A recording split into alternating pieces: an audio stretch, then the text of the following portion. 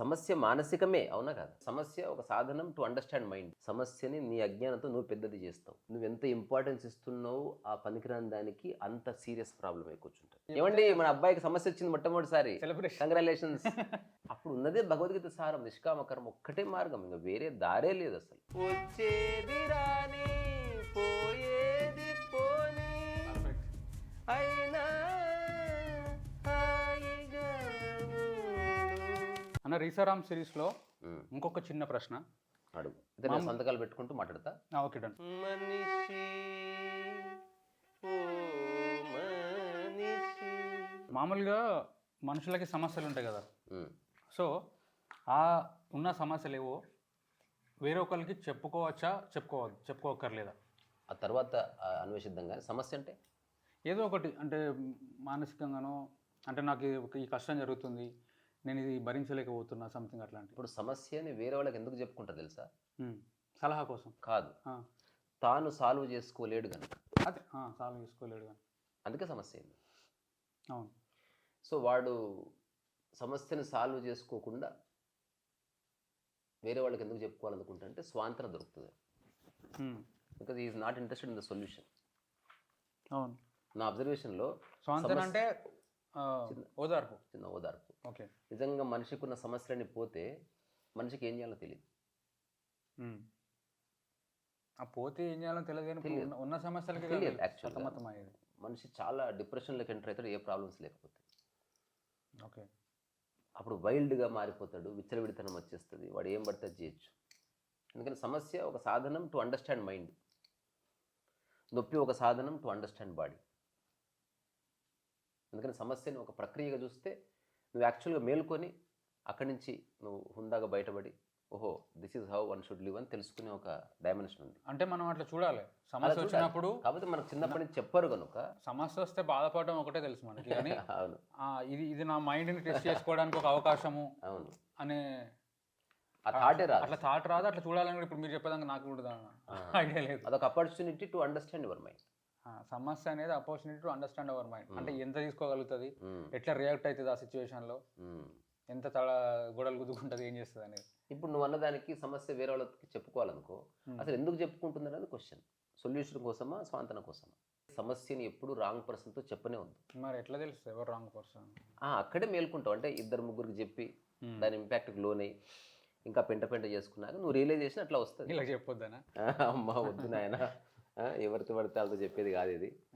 ఇప్పుడు డాక్టర్ లాగా ఎవరితో పడితే వాళ్ళకి చెప్పకు, సరైన వ్యక్తికి చెప్తే ప్రాబ్లం తీసేస్తాడు. అవును. ఇప్పుడు నాకు కడుపులో అల్సర్ అయింది, కూరగాయల మార్కెట్ వాడికి చెప్పాను, పాలోడికి చెప్పాను, పక్కింటోడికి చెప్పాను. అల్సర్ పోకపోగా ఇప్పుడు ఒక్కొక్కడు ఒక్కొక్క తరహా మనసు ఉంటుంది కదా. అందులో ఒకడు ఏ అనే పరిస్థితి అన్నాడు, ఏ జన్మలో ఏ పాపం చేసినావు ఇట్లా కథం ఇది పట్టుకున్నావు అనుకో. ఇప్పుడు నీ సమస్యకి కొత్త ఆలోచన గుచ్చావా అంటే ఏంది, మన పుల్లకి గనక పళ్ళో లేకపోతే ఏదో స్నాక్స్ గుచ్చినట్టు. ఇప్పుడు ఇంకోటి అన్నాడు, నువ్వు హోమం చేస్తే పోతుంది అది. ఆల్రెడీ సమస్యలు ఉన్నావు, మళ్ళీ నీకు ₹1,00,000 పిడిపడి మాకు అట్లే పోయింది అన్నట్టు. ఇంకోటి అన్నాడు, వాస్తు చూపించుకో, అట్లయితుంది, వాస్తు ఇంపాక్ట్ ఉంటుంది. ఇప్పుడు ఈ మూడింటిని నువ్వు తీసుకున్నావు అనుకో, నువ్వు సమస్యని జటిలం చేసిన వాడు అవుతావు. ఎందుకంటే తీసుకుంటుంది మైండ్. నిజంగా తీసుకొని వాడే అయితే అసలు వాడు సమస్యలకు ఎంటర్ అయ్యాడు. ఫస్ట్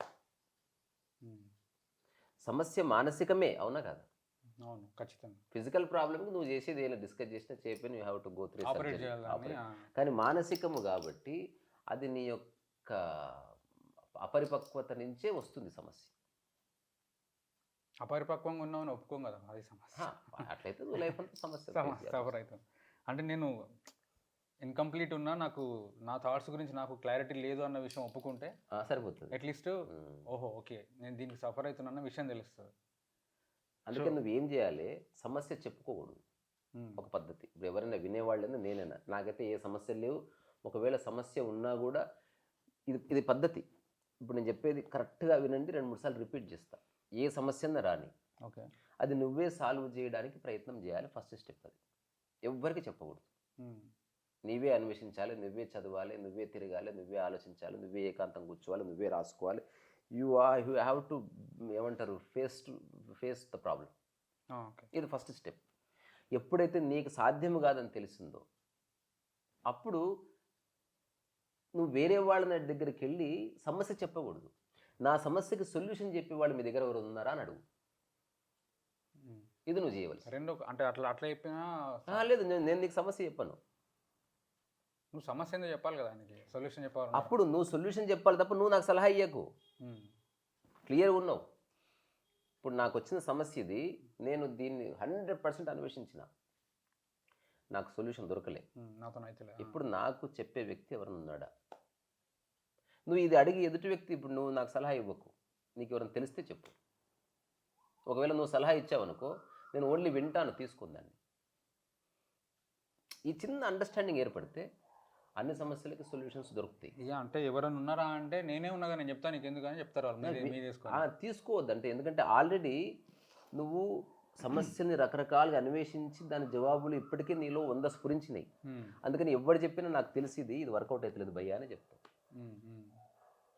ఎందుకంటే నువ్వు ఫస్టే పోతేనేమో ప్రతిదీ కొత్త సలహా లాగా అనిపిస్తుంది. ఆల్రెడీ నువ్వు భయంకరమైన మీమాంస చేసినావు. సో ఫస్ట్ మనమే ట్రై చేయాలి అన్ని రకాలుగా వర్కౌట్ కానప్పుడు. సో ఇప్పుడు ప్రాక్టికల్లీ ప్రూవెన్ ఫ్యాక్ట్ ఏంటంటే, మనిషికి వచ్చే 100 సమస్యల్లో 99 సమస్యలు అతను సాల్వ్ చేసుకోగలడు if is not depend upon anybody. కొంచెం రిస్క్ అవ్వచ్చు, కొంచెం రిస్క్ అవ్వచ్చు, కొంచెం శశబిషలు పడవచ్చు. బట్ ఎప్పుడైతే నీవు ఎవరి మీద ఆధారపడవో మొట్టమొదటిసారి నీ మనస్సు పరిపూర్ణంగా పనిచేస్తుంది. అంటే మీరు ఫస్ట్ లైన్లో చెప్పింది అది బేస్ పెట్టుకోవాలి. అట్లా ఉండాలంటే ఏంటంటే, సమస్య వచ్చిన వెంటనే బాధపడలో ఏడ్స్లో కాకుండా ఇది నా బ్రెయిన్కి ఒక టెస్ట్, నేను ఎట్లా రియాక్ట్ అవుతా అనేది నేను ఇప్పుడు దీన్ని బట్టి తెలుసుకుంటా అన్న పాయింట్ ఆఫ్ వ్యూలో చూడడం స్టార్ట్ చేస్తేనే పోతుంది, మీరన్న స్థితికి వస్తుంది. అవును. తర్వాత పెద్ద సమస్య మానసికంగా చిన్న సమస్య అని ఉండవు. సమస్య మాత్రమే ఉంటుంది. సమస్యని నీ అజ్ఞానంతో నువ్వు పెద్దది చేస్తావు. మనం ఎంత సీరియస్ తీసుకుంటే అది పెద్ద సమస్య. అంటే నువ్వెంత ఇంపార్టెన్స్ ఇస్తున్నావు ఆ పనికిరాని దానికి, అంత సీరియస్ ప్రాబ్లం అయి కూర్చుంటుంది. ఈ అపోహలు సమస్యని సమస్యగా చూడకుండా పెద్దగా మార్చుకునే వాళ్ళ గురించి మా చిన్న ఒక కథ చెప్పిండు. అదేంటంటే, ఒక వ్యక్తి తింటున్నాడు, నీళ్ళు తాగుతున్నాడు, హఠాత్తుగా ఒక భావన వచ్చింది, ఈగ నోట్లోకి పోయింది. పోయినట్టు అనిపించింది. పోలే తెలీదు, ఎవరు లేరు అక్కడ.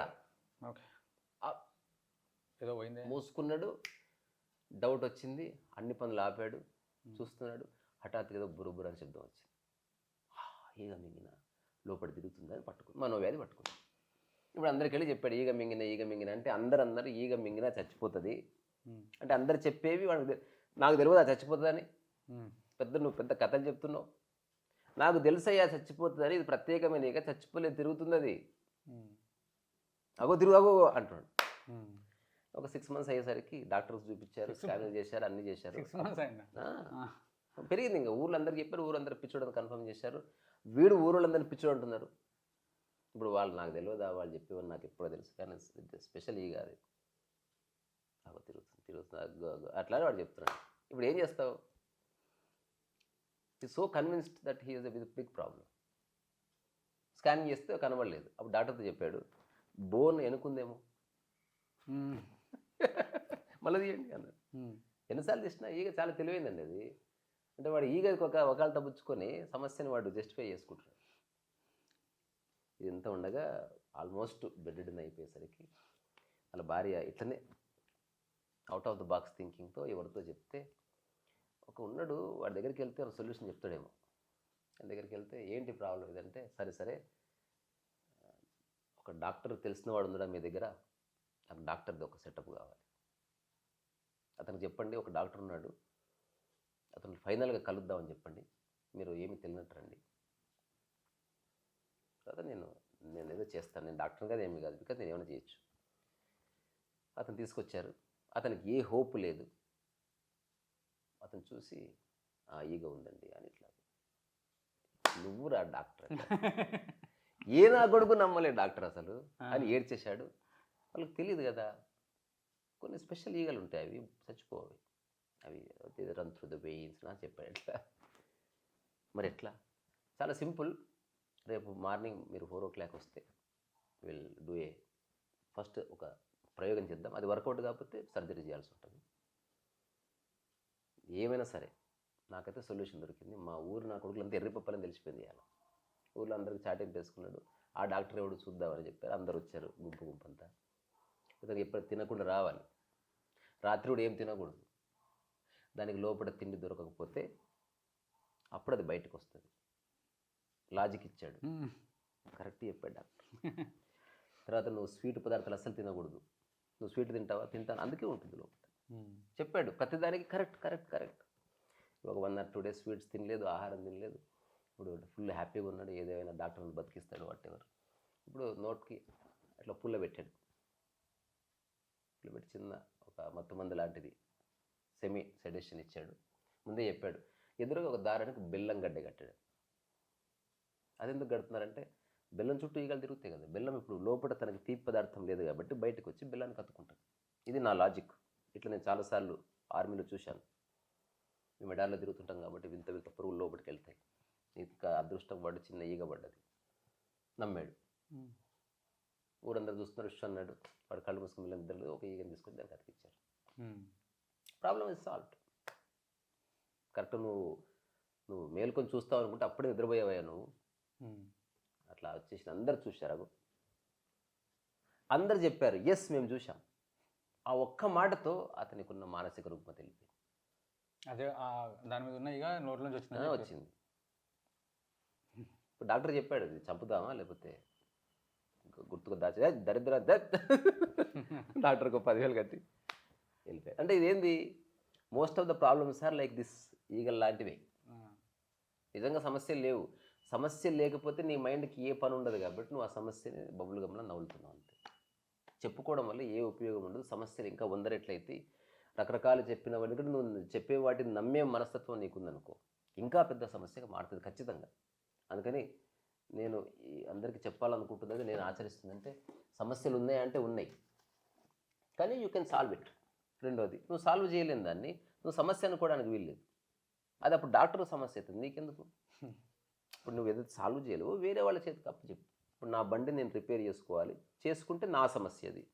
బండి చెడిపోయింది, నేను రిపేర్ చేసుకోలేదు, అది ఇప్పుడు మెకానిక్ ప్రాబ్లం. అది నీ సమస్య కాదు. అది సమస్య ఎప్పుడైతుంది, ఈ చెడిపోయిందన్న విషయాన్ని మనసుకు తీసుకున్నప్పుడు నీకు మానసిక సమస్య మారుతుంది. ఎప్పుడు శనివారం పూట చెడిపోతుంది. ఎవరో ఒక్కొక్క చెప్పే మాటను పట్టుకొని జీవితాలు నాశనం చేసుకున్న వాళ్ళు ఉన్నారు. ఇంకా ఓకే. సో సమస్య వచ్చినప్పుడు ఫస్ట్ మనమే ట్రై చేయాలి, మ్యాక్సిమం ట్రై చేయాలి, మ్యాక్సిమం ఎవరికి చెప్పకూడదు. ఇంకొకటి, సమస్య అనేది మోస్ట్లీ మానసికమై ఉంటుంది. ఎందుకంటే శారీరకం అయితే దానికి డాక్టర్ ఉన్నాడు, మనం కాదు చేసేది. సమస్య అంటేనే మానసికం. ఆ మానసిక సమస్య వచ్చినప్పుడు మనమే ట్రై చేసి 100% ట్రై చేసినా ఎవరికి చెప్పుకోవడం కాదు, మనకు మనం ట్రై చేసి అయితే లేదన్నప్పుడు ప్రాపర్గా, అంటే ఓదార్పు కోసం కాకుండా సొల్యూషన్ కోసం ఎవరైతే చెప్తారో అట్లాంటి వాళ్ళ దగ్గర పోయి కన్సల్ట్ కావాలి. వాళ్ళు చెప్పింది సిన్సియర్గా ఫాలో కావాలి అంతే. అండ్ ఇంకొకటి, వచ్చినప్పుడు బేసిక్గా అంటే మనకి రూట్లలోంచి మనకి బ్రెయిన్ లెక్కించింది ఏంటంటే ఇప్పుడు సమస్య వస్తే ఏం చేయాలంటే బాధపడాలి, అంతే కదా. నెక్స్ట్ అదే సమస్యను సాల్వ్ చేయడానికి ట్రై చేయి, సమస్యనే నీవు అనుకో. అదే మన బ్రెయిన్ గురించి మన బ్రెయిన్ తత్వం గురించి తెలుసుకోవడానికి ఒక ఆపర్చునిటీ లెక్క చూడాలనేది నేను ఫస్ట్ టైం విన్నాను. ఓహో, ఈ మన బ్రెయిన్ ఈ టైంకి ఇట్లా రియాక్ట్ అవుతుంది, దీనికి ఇట్లా రియాక్ట్ అవుతుంది అంటే అదే. అంటే ఆల్వేస్ లుక్ ఫర్ సొల్యూషన్స్, అంతే తప్ప డోంట్ బ్లేమ్ యువర్ సెల్ఫ్. నీకు రాను తెలుస్తుంది సమస్య లేదు. బేసికలీ నీకున్న థాట్ ప్రాసెస్సే సమస్య క్రియేట్ చేస్తుంది. నీకున్న అవిద్య వల్ల, నీకున్న మిస్ఇన్ఫర్మేషన్ వల్ల, నీకున్న రకరకాల ధారణల వల్లనే సమస్య రోజు రోజుకి స్ట్రాంగ్ అవుతుంది. దాన్ని పెద్దగా చేస్తున్నావు అన్నట్టు. పెద్దగా చేయడం వల్ల నీకు ఐడెంటిటీ వస్తుంది, I have a big problem. దానివల్ల నువ్వు ఒక రకంగా లాంగ్ ఫేస్ చేసుకొని నీకు తెలియదు నా ప్రాబ్లం, అట్లా నీకు టైంపాస్ అవుతుంది. సమస్య లేదనుకో, నా క్వశ్చన్ ఇదే, సమస్య లేకపోతే నువ్వేం చేస్తావు అసలు? ఇప్పుడు డబ్బు కోసం ఉద్యోగం చేస్తున్నావు, డబ్బు వచ్చి పడ్డది. కారు కావాలనుకున్నావు, కారు వచ్చింది. అందమైన అమ్మాయితో శృంగారం కూడా చేయాలనుకున్నావు, అది కూడా జరిగింది. ఎవరెస్ట్ ఎక్కాలనుకున్నావు, ఎక్కేసినావు. ఇట్లా కళ్ళు మూసి తెరిస్తే ఎవరెస్ట్ మీద ఉన్నావు. ఎఫర్టే లేదు కదా. మన దాంట్లో సమస్య క్లియర్ అంటే వితౌట్ ఎఫర్ట్ ఇట్ మేనిఫెస్టెడ్. నువ్వు నెక్స్ట్ 24 అవర్స్లో నీకున్న అన్ని సమస్యలు క్లియర్ అయితే అసలు నువ్వేం చేస్తావు? అసలు సంతోషంగా ఉండలేవు. అప్పుడు ఉన్నదే భగవద్గీత సారం, నిష్కామకరం ఒక్కటే మార్గం, ఇంకా వేరే దారే లేదు అసలు. నువ్వు 100 సంవత్సరాలు ఆలోచించినా వేరే దారి లేదు. ఇది ఒక్కటే దారి. నిష్కామ కర్మ ఒక్కటి నేను సజీవంగా ఉంచుతుంది. నీ మనసుని ఎట్లా ఉంచాలని అట్లా ఉంచుతుంది. నీ శరీరాన్ని ఎట్లా ఉంచాలని అట్లా ఉంచుతుంది. నీ చుట్టుపక్కల మనుషులకి నీకు ఒక సామరస్యాన్ని ఎస్టాబ్లిష్ చేస్తుంది. మిగతావంతా గందరగోళంలో పడేస్తాయి. అల్టిమేట్ నిష్కామ కర్మ. అది అక్కడికి వస్తుంది. సో సూనర్ ఆర్ లాటర్ మనిషి అక్కడికి వస్తేనే లిబరేట్ అయినట్టు. అదర్వైజ్ ఎక్కడో చోట ఇరుక్కుపోయినట్టు కదా. అదే అట్లా రాలేకపోవడానికి కారణం ఏంటంటే మనం చిన్నప్పటి నుంచి రిజల్ట్ ఓరియంటెడ్గానే బతుకుతాం. అంటే మనకున్న పూర్వధారణల వల్ల మనము అట్లా ఉండలేము. ఏ పనైనా ఎందుకు చేస్తున్నాం అంటే దానివల్ల పలానా రిజల్ట్ వస్తుంది కాబట్టి చేస్తున్నాం అని. అంతే కదా. సో ఇప్పుడు నిష్కామ కర్మ అంటే రిజల్ట్ కోసం పని చేయొద్దు అనేది. ఇప్పుడు అది కంప్లీట్ కాంట్రడిక్షన్ ఉంది కదా. 100%. సో మనం ఇట్లా పెరిగినాం కాబట్టి ఇంత సమస్య అవుతుంది ప్రతిదానికి అని నాకు అనిపిస్తుంది. ఇప్పుడు నేనైతే నా సమస్యలు ఎవరికి చెప్పుకోను. దానికి కారణం ఏంది? నేను చెప్పకూడదని నాకేముండదు. నేను మ్యాక్సిమం నేనే ట్రై చేస్తా, నేనే అన్వేషిస్తా, నేనే ఒక విశ్లేషణాత్మక ధోరణిలో చర్చలో పడతాను మీతో మీరే. అంటే వేరే వాళ్ళతో కూడా నాకు సలహా ఇవ్వమని చెప్పాను. నువ్వైతే ఏం చేస్తావు అది చెప్పు నాకు. అంటే take it as your problem. అక్కడి నుంచి నువ్వు చేయగలిగిందే నాకు చెప్పు తప్ప ఉత్త సలహా ఇయ్యకు. అంటే ఆచరించగలిగింది అయితేనే సలహా కదా. నువ్వు నాకు 10 లక్షలు అప్పు అయింది, ఏం చేయాలి అంటే ఇంకో 50 లక్షలు అప్పు తీసుకో, 10 లక్షలు ఇచ్చేసి 40 లక్షలు మిగులుతాయని ఎవడన్నా సలహా ఇచ్చడం. అది నువ్వు అట్లా కాకుండా ఇప్పుడు నీకు నిజంగా 10 లక్షలు నా సందర్భంలో నువ్వు ఉంటే నువ్వేం చేస్తావు? ఇప్పుడు సమస్య అతను తీసుకొని అప్పుడు అతను ఆలోచించి చెప్తాడు అన్నట్టు. ఊరికే ఉబుసుపోక చెప్పకుండా అతను కూడా కాస్త గౌరవంగా ఆలోచించి నాకు తెలియదురా అన్న చెప్పచ్చు. రైట్ సలహా అది. ఇప్పుడు ఏది పడితే చెప్పడం కరెక్ట్ కాదు, నువ్వు రైట్ పర్సన్ అడుగు అని చెప్తారంతే. సో ఒక స్పెసిఫిక్ ప్రాబ్లం, ఇంకో లాస్ట్ ఒక మాట చెప్పుకోకపోతే పూర్తి కాదు. అసలు ఫస్ట్ సమస్యని నువ్వు 100% చక్కటి మాటల్లో నిర్వచించగలగాలి. You should define it. నువ్వు సరిగ్గా డిఫైన్ చేయకుండా నిర్వచనం నీకు సొల్యూషన్ దొరకదు. చాలామంది సమస్యలకు సొల్యూషన్ దొరకపోవడానికి కారణం వాళ్ళు సమస్యని తప్పుగా వ్యక్తపరుస్తున్నారు. అంటే లేని దాన్ని కల్పించి చెప్పడంతో ఎదుటి వ్యక్తికి సరిగ్గా అర్థం కాకుండా వాడు ఇంకేదో చెప్తున్నాడు. ఇదంతా ఒక గందరగోళానికి దారితీస్తుంది.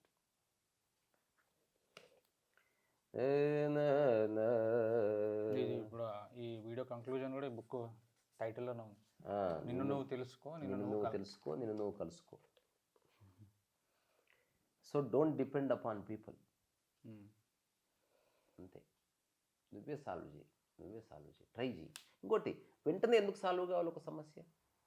ఇది నాకు అర్థం కాదు. అంటే ఇమ్మీడియట్గా ఎందుకు సాల్వ్ కావాలి? ఒక సమస్య ఇమ్మీడియట్గా ఇమ్మీడియట్గా సాల్వ్ కావడానికి అది కొంత టైం బట్టి ఎస్టాబ్లిష్ అయ్యి ముందు రివీల్ అయింది. నువ్వు కాస్త ప్రశాంతంగా ఉంటే నువ్వు దాన్ని సాల్వ్ చేయొచ్చు.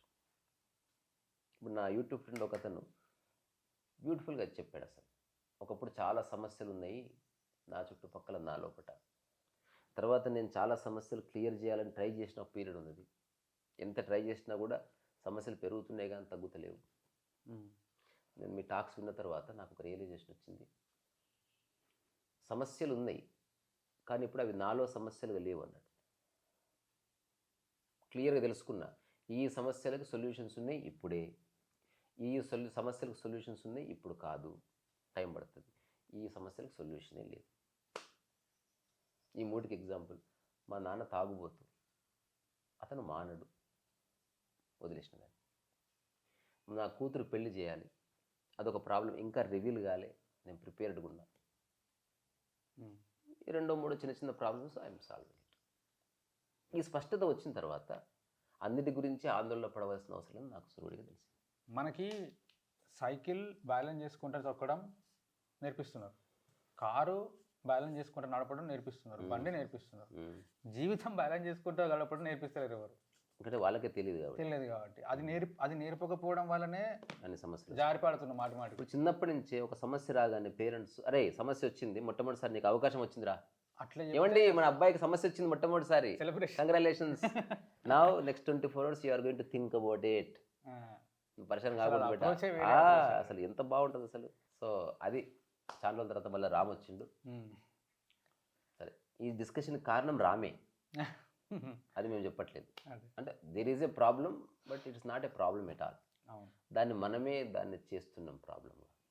అదొక్కటి చేయొద్దని చెప్పడానికి చెప్పాను. గుర్తుందో లేదు, ఒక ఎగ్జాంపుల్ ఇచ్చిన.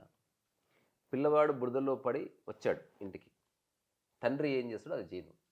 ఇద్దరు తండ్రులు, ఒకడు పిల్లాడిని మీద రాసుకున్నాడు. ఆ బురద వీడికి అంటింది, ఆ కంపు వీడికి అంటింది. దానివల్ల వాడిని తిట్టాడు, వీడిని తిట్టాడు, బుద్ధి లేక అన్నాడు. రెండో వాడు ఏం చేశాడు, ఒక నిమిషం అక్కడే ఉండు అని వాటర్ పైప్ కొట్టాడు అనమాట. ఇది నువ్వు చేయాలి. సమస్యని నీ మీదకి ఎక్కని ఎక్కువ, సమస్యని నీకు ఎప్పుడు దూరమే ఉంచుదాన్ని.